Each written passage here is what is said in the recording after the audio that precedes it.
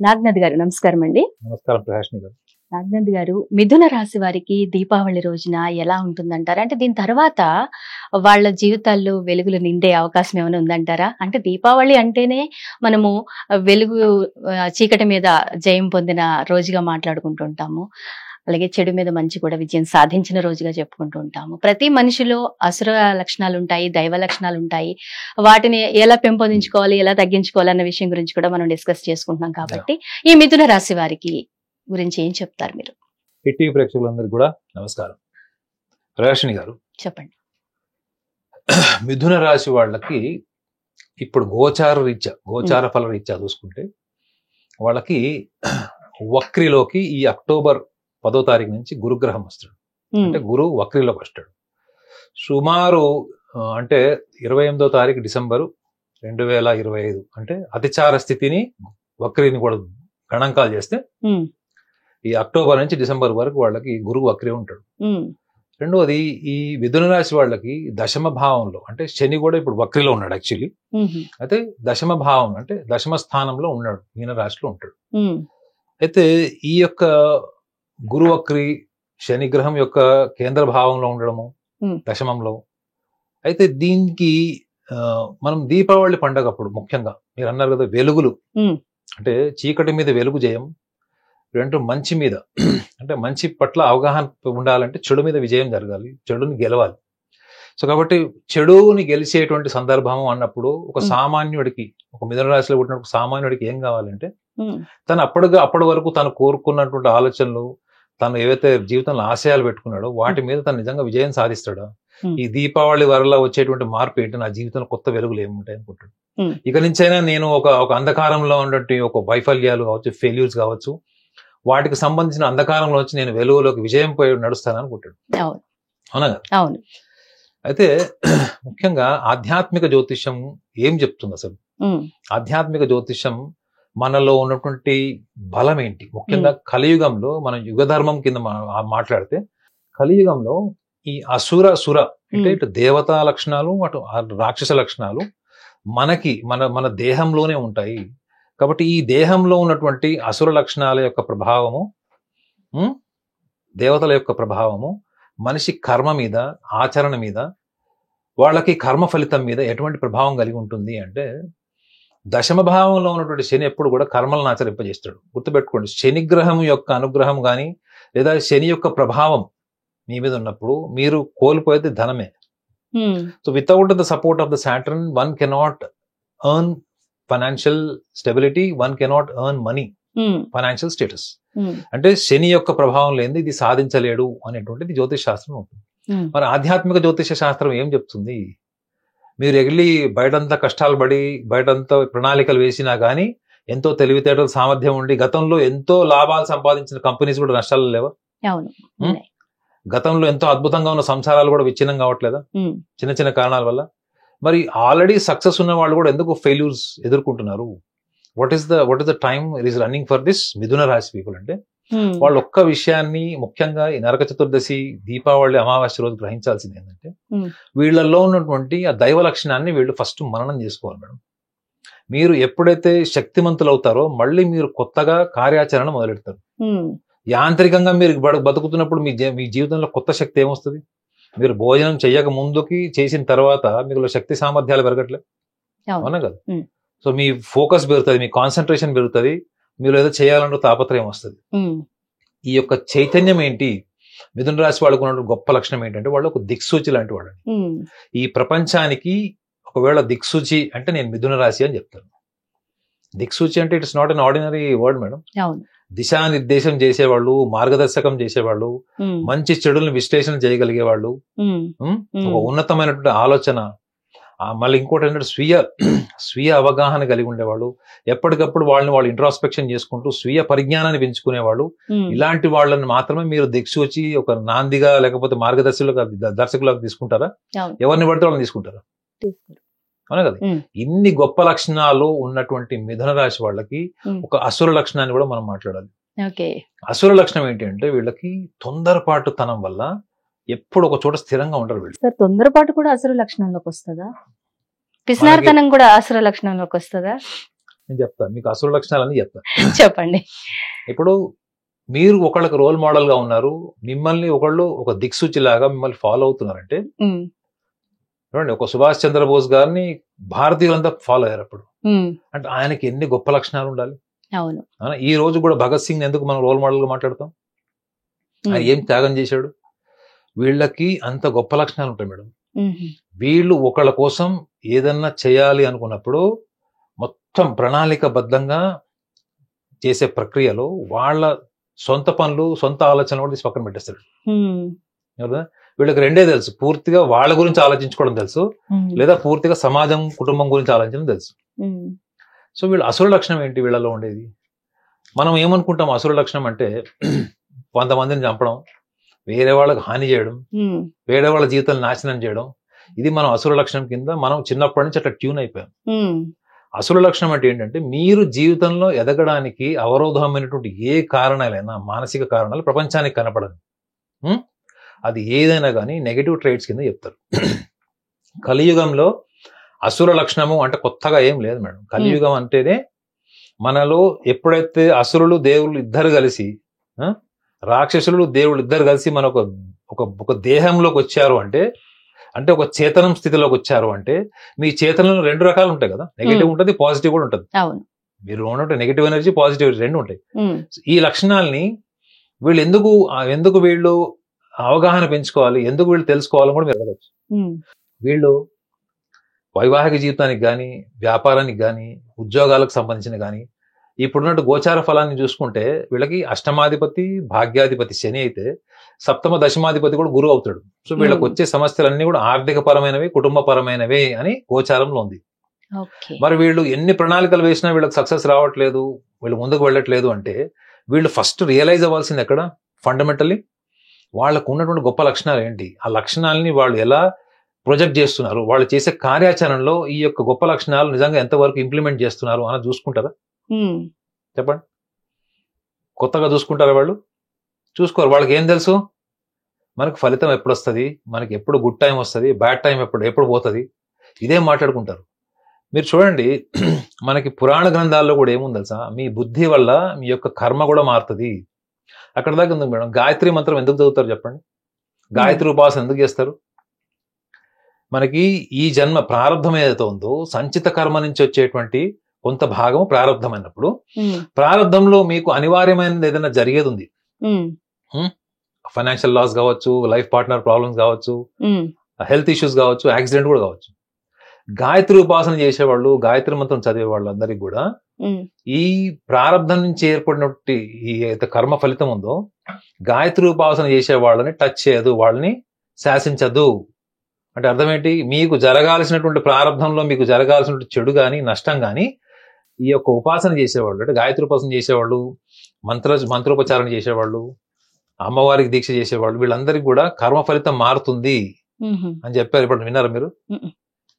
So Gayatri మంత్రం యొక్క గొప్పతనం అది మేడం. మీ యొక్క ప్రారంభ కర్మని కూడా అమ్మవారి గాయత్రి మంత్రం అంటే, గాయత్రి అంటే వెలుగు, గాయత్రి ఆ వెలుగు మీ జీవితంలో చెడు ప్రభావం రాకుండా ప్రారంభ కర్మ అంటే సంచిత నుంచి ఏర్పడాల్సినటువంటి ప్రారంభ కర్మ కూడా మారుస్తుందంటే అర్థం ఏంటి, మనకి ప్రక్రియలు ఉన్నాయి కదా, మన కర్మ ఫలితాన్ని మనం మార్చుకోవడానికి బుద్ధి ద్వారా, భక్తి ద్వారా మార్చుకునే మార్గాలు ఉన్నట్టే కదా.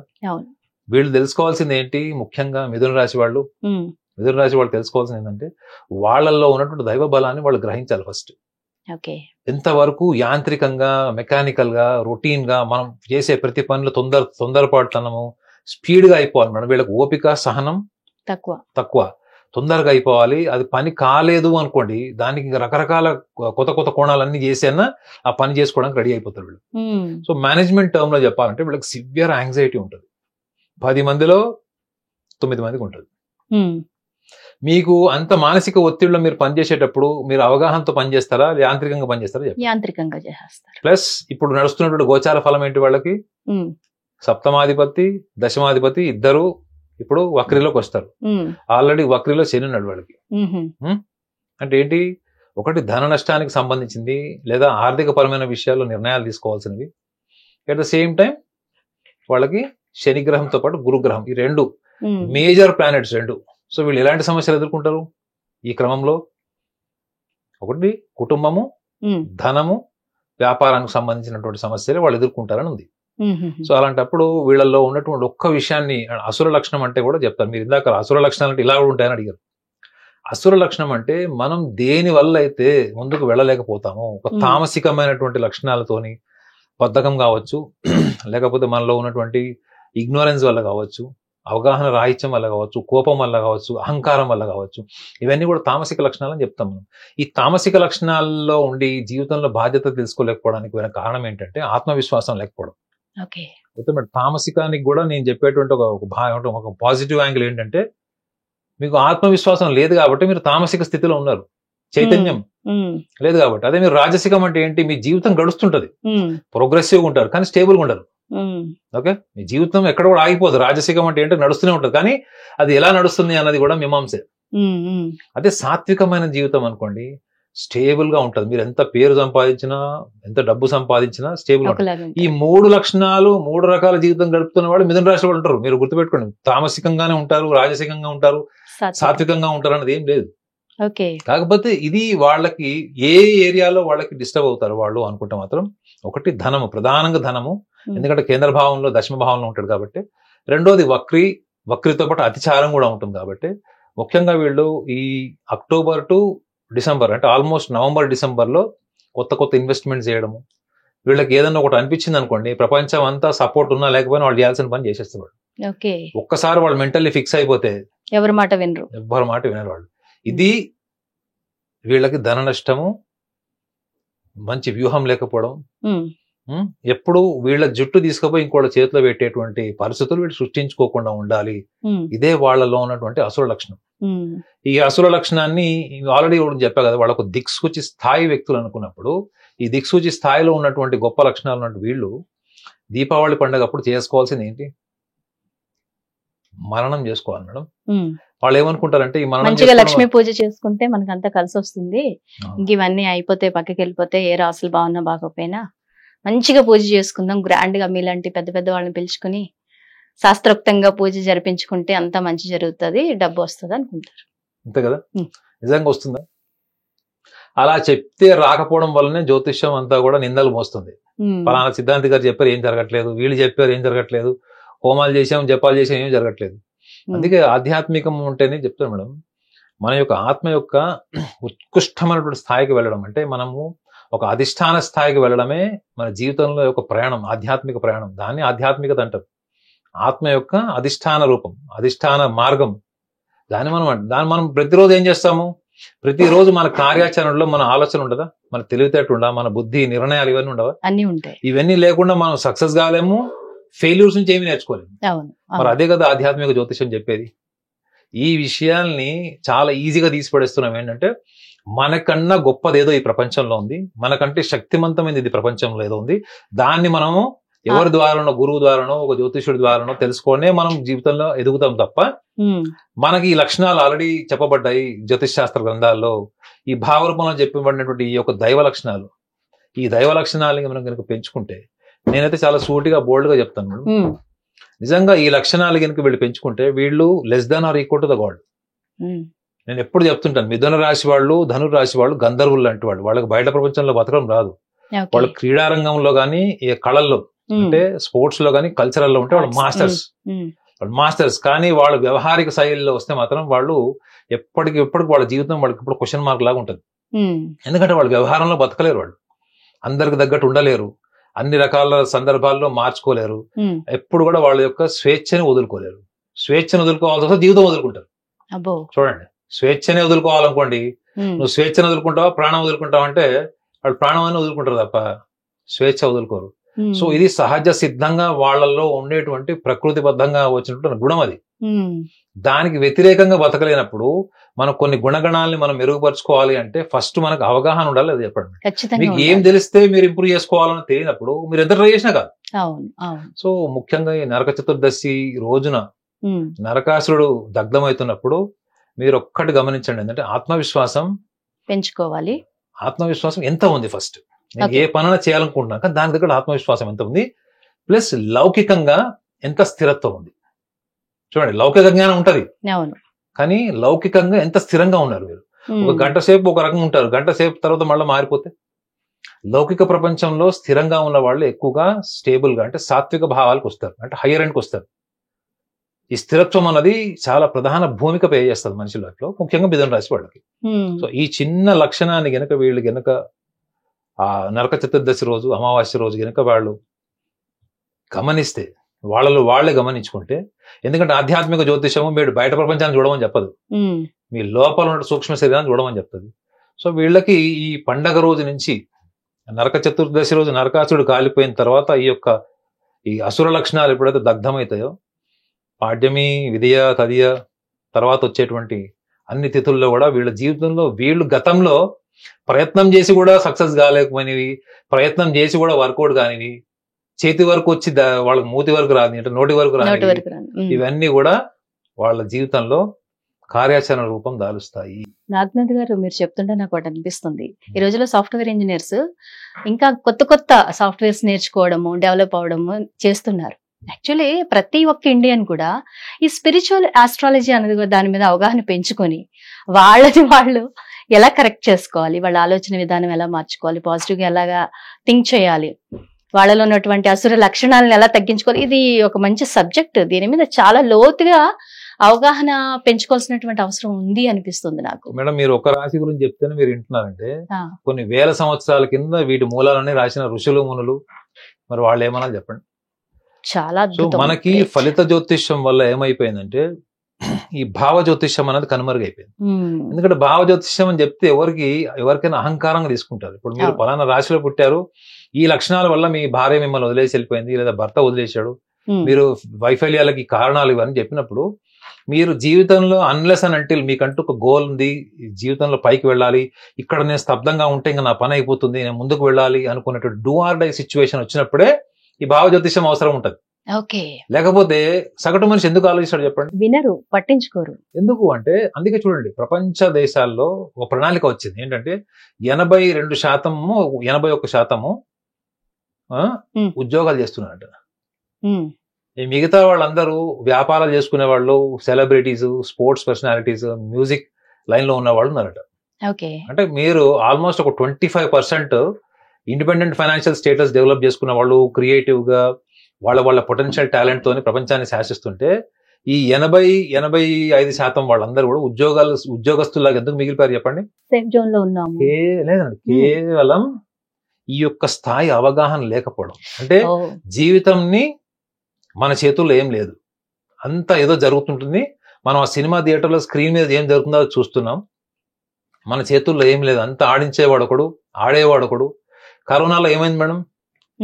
సంవత్సర కాలం కరోనా ఉంది, ఎవరు ఏం చేశారు? ఎవరికి ఏ యాక్టివిటీ. అప్పుడంతా చాలా హాస్యాస్పదమైనటువంటి ఇమేజ్లు కూడా మీకు వాట్సాప్ లో వచ్చినాయి. మేషరాశి వాళ్ళకి ఈ మంత్ శూన్యము, వృషభ రాశి వాళ్ళకి శూన్యం. ఎందుకు వచ్చింది? Because there is no activity, there is no source of activity, there is no consequences. When there is no consequences, where is the business for the astrologer to predict the future of anybody else? మీకు అక్కడ work లేనప్పుడు, పని లేనప్పుడు, పనికి యొక్క పరిణామాలు ఎలా ఉంటాయి? కాన్సిక్వెన్సెస్ ఏముండవు. కాన్సిక్వెన్సెస్ ఏమీ లేనప్పుడు జ్యోతిష్యుడికి బిజినెస్ ఏముంటుంది ఫ్యూచర్ చెప్పడానికి? సో కాబట్టి ఫలిత జ్యోతిష్యం అన్నది ఒక రకంగా చెప్పాలంటే చాలా పెద్ద ప్రమాదకరమైన భూమిక ప్లే చేసింది. అంటే మీరు అన్నారు చూడండి, ఈ యొక్క ఆధ్యాత్మిక జ్యోతిష్యం జోలికి ఎందుకు వెళ్ళలేదు అంటే, ఆ మూలాలన్నీ అవి అసలు జ్యోతిష శాస్త్ర మూలాలు, పిల్లర్స్ అన్ని కూడా భావ జ్యోతిష్యమే. దాని మీద కట్టిన బిల్డింగే ఈ ఫలిత జ్యోతిష్యం. సో కాబట్టి మిథున రాశి వాళ్ళందరికీ కూడా నా సూచన కూడా ఏంటంటే, ఒక్క ఆత్మవిశ్వాసం పెంచుకోవడము, లౌకిక ప్రపంచంలో స్థిరంగా ఉండడం, ఈ 2 లక్షణాలు కనుక మీరు పెంచుకుంటే you are less than or equal to the god. మీరు సాక్షాత్తు దేవుళ్ళు అని చెప్తున్నాను నేనైతే. మీరు ఇంకా దానికంటే తక్కువ పదం ఏం చెప్పలేదు. Less than or equal to the God. ఎందుకంటే మీరున్న ప్రపంచం అంతా మిమ్మల్ని అలానే చూస్తుంది, అన్ని గొప్ప లక్షణాలు ఉన్నాయి. కానీ మనం వ్యవహారంలో ఎదుగుతున్నప్పుడు, వ్యవహారంలో ఎదగాలనుకున్నప్పుడు, ఇవన్నీ అడ్డుగోడలకు వచ్చినప్పుడు, అదే మిమ్మల్ని దైవాంశ సంబూతుల్లాగా చూసేవాడు మళ్ళీ విమర్శిస్తారు, మీ ముందు నుంచి మాట్లాడతారు. ఈ స్థాయిని కనుక మీరు దీపావళి పండుగ నుంచి కనుక దృష్టి పెడితే, ఇప్పుడు ఈ సంవత్సరం వచ్చేటువంటి దీపావళి మీ జీవితంలో తప్పకుండా కొత్త దృక్పథాన్ని, కొత్త వెలుగుని ఖచ్చితంగా తెస్తారు. థ్యాంక్ యూ వెరీ మచ్ అండి, చాలా అద్భుతంగా చెప్పారు మిథున రాశి గురించి. ధన్యవాదాలు.